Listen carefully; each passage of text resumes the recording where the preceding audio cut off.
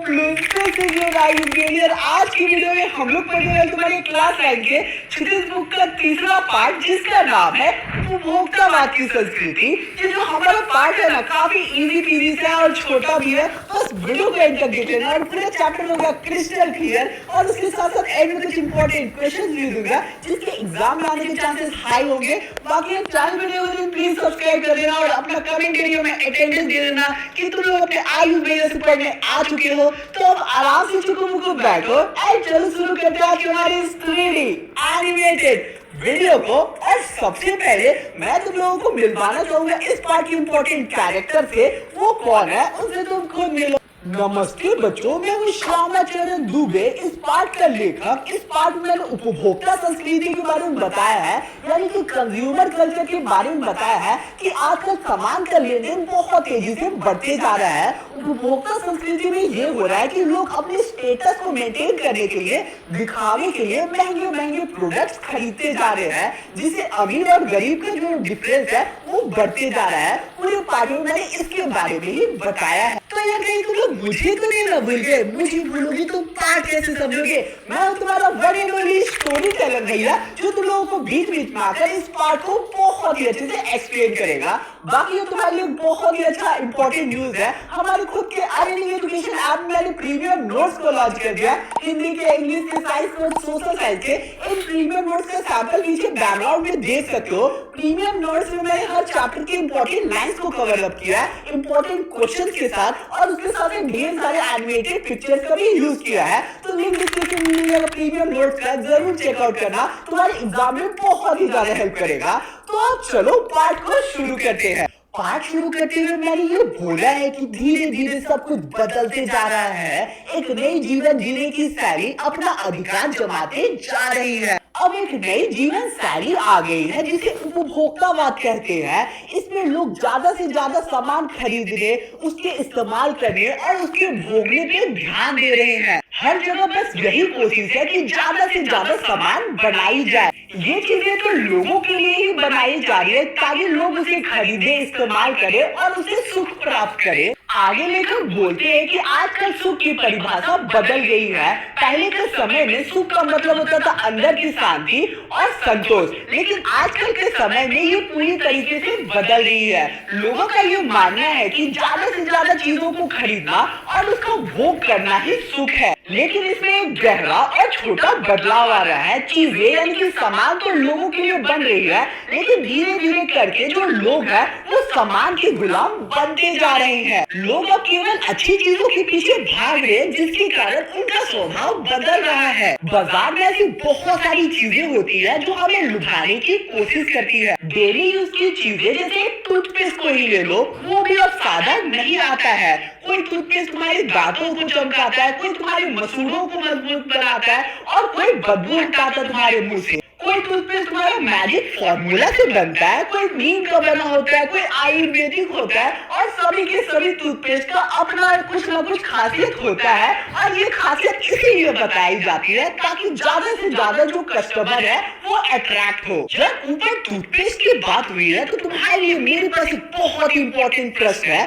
तो देवियों और सज्जनों, क्या तुम्हारे टूथपेस्ट में भी नमक है? चलो बहुत मजाक हो गया, पार्ट को कंटिन्यू करते हैं। टूथपेस्ट भी अब अलग अलग रंग, आकार, साफ करने की क्षमता पे आने लगी है। और टूथपेस्ट करने के बाद अब लोगों को माउथ वॉश चाहिए ताकि उनके मुंह से बदबू ना आए। इन सब चीजों के कारण धीरे धीरे खर्च बढ़ती जा रही है, क्योंकि लोगों का ये मानना है कि महंगा प्रोडक्ट ही अच्छा होता है। मार्केट में ब्यूटी प्रोडक्ट्स का तो भरमार है। हर महीने नए साबुन, नए क्रीम, नए लोशन लॉन्च हो जाते हैं। कोई साबुन खुशबूदार होता है, कोई तरोताजा बना देता है, कोई कीटाणु को मार देता है, डिटॉल हो, और कोई तो फिल्टर यूज करते हैं, कोई तो गंगा जल से बनता है, और कुछ साबुन तो ऐसे होते हैं जो खूबसूरत बनाने का दावा भी कर देते हैं। पार्ट में आगे ये बताया गया है कि लड़कियों के पास हजारों के क्रीम और लोशन होते हैं। अपनी पर्सनल लाइफ से एक इंसिडेंट शेयर करता हूँ, किसी को मत बताना। मैं अपनी दीदी के वेडिंग के शॉपिंग पे गया था और वहाँ पे मैंने ये देखा कि मेरी दीदी ने वेडिंग के लिए लिए केवल 15,000 की क्रीम का शॉपिंग किया था।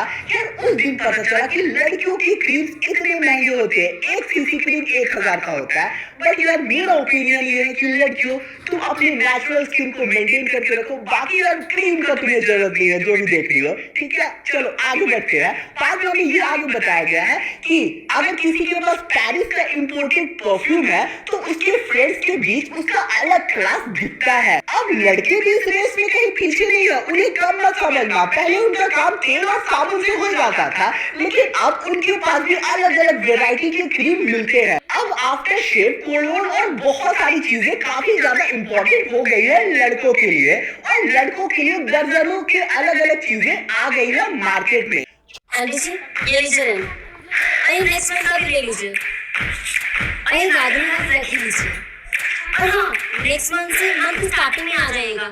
मुझे लेट एंड देना बिल्कुल पसंद है। हाँ, कल तक तो मुझे पैसे दो पैसे दो पैसे दो, और आज 1 महीने का एक्स्ट्रा ले लो और रागिनी का भी ले लो। ये चमत्कार कैसे हुआ? शिक्षा.com से। मतलब? अरे घर पे शिक्षा.com पे मैंने स्कूल स्टूडेंट्स को क्लासेस दी और फिर गुस्से पॉकेट मनी भी आ गई। ये तो बहुत इंटरेस्टिंग है, मुझे भी ज्वाइन करना है।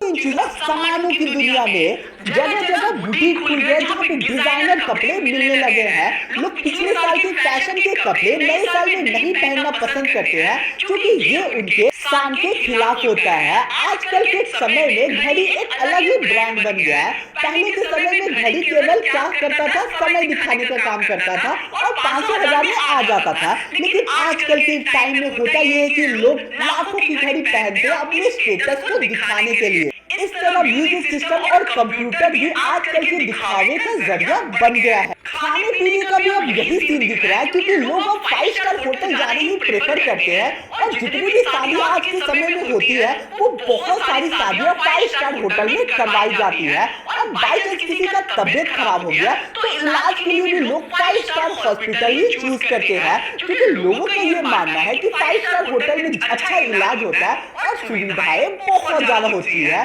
और एक और रीजन ये है कि 5 स्टार हॉस्पिटल में इलाज करवाने से उनका जो गर्व है वो और ज्यादा बढ़ता है। लोग दूसरों को बताने में गर्व महसूस करते हैं कि मेरा इलाज 5 स्टार हॉस्पिटल में हुआ है। बच्चों की भी पढ़ाई महंगे कॉलेज और प्राइवेट स्कूल में करवाई जाती है। अमेरिका और यूरोप में तो ये सिचुएशन और आगे बढ़ चुका है। लोग अपने मरने से पहले अपने फ्यूनरल का पूरा इंतजाम कर लेते हैं, अपने कब्र के पास फूल ये सब सजवा लेते हैं, फाउंटेन बनवा लेते हैं, अपना एक म्यूजिक सिस्टम खरीद के वहाँ रख देते हैं ताकि उनका जो फ्यूनरल हो वो बहुत धूमधाम से हो। ये सब उपभोक्तावाद समाज का झलक है। अमीर लोग तो इस सुविधा का आराम से इस्तेमाल कर लेते हैं, लेकिन सामान्य लोग इन सुविधाओं को देखकर बहुत ही ज्यादा अट्रैक्ट होते हैं। उनकी नजर में विज्ञापन की भाषा में यही है राइट चॉइस बेबी।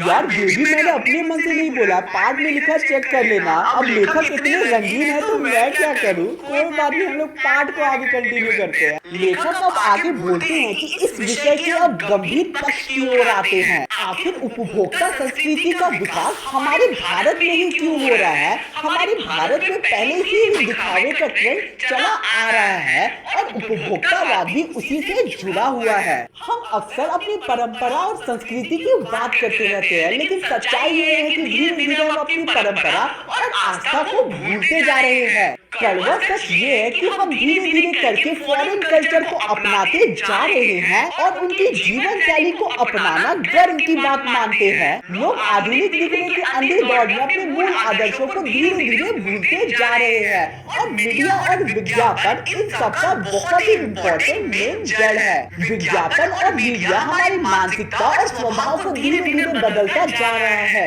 इनमें हिप्नोटाइज करने की शक्ति है, यानी कि ये हमें वश में कर लेती है। नतीजा ये है कि समाज खुद सोचने के बजाय दूसरों का सुनता है। लास्ट में लेखक हमें ये बोलते हैं कि इस संस्कृति का फैलने का परिणाम क्या होगा। ये गंभीर चिंता का विषय है। हमारे सीमित साधनों का इससे बहुत बड़ा अपमान हो रहा है। ब्रेड, पिज्जा, बर्गर कितना भी आधुनिक हो जाए, लेकिन वो एक कूड़ा कचरा ही है, क्योंकि वो हमारे शरीर को बहुत नुकसान पहुंचाता है। ये सब केवल दिखावे की चीज है और इससे केवल अमीर और गरीब के बीच जो दूरी है वो बढ़ती जा रही है। इस बढ़ते अंतर के कारण लोगों के बीच बहुत ही ज्यादा गुस्सा और अशांति जन्म ले रही है। लोग इष्टतम सुख की तलाश में अपने मूल आदर्शों को, अपने लक्ष्य को भूलते जा रहे हैं। गांधी जी का ये मानना था कि हमें फॉरेन कल्चर से बहुत चीजें सीखनी चाहिए, लेकिन इस चक्कर में हमें अपना खुद का मूल भाव और खुद की संस्कृति नहीं भूलनी चाहिए। उपभोक्ता संस्कृति हमारी संस्कृति की नींव को हिला रही है और ये बहुत बड़ा खतरा है। फ्यूचर के लिए ये बहुत बड़ी चुनौती बनने वाली है। तो इसी के साथ आज का हमारा पूरा पार्ट बहुत ही अच्छी कंप्लीट होता है। मेरा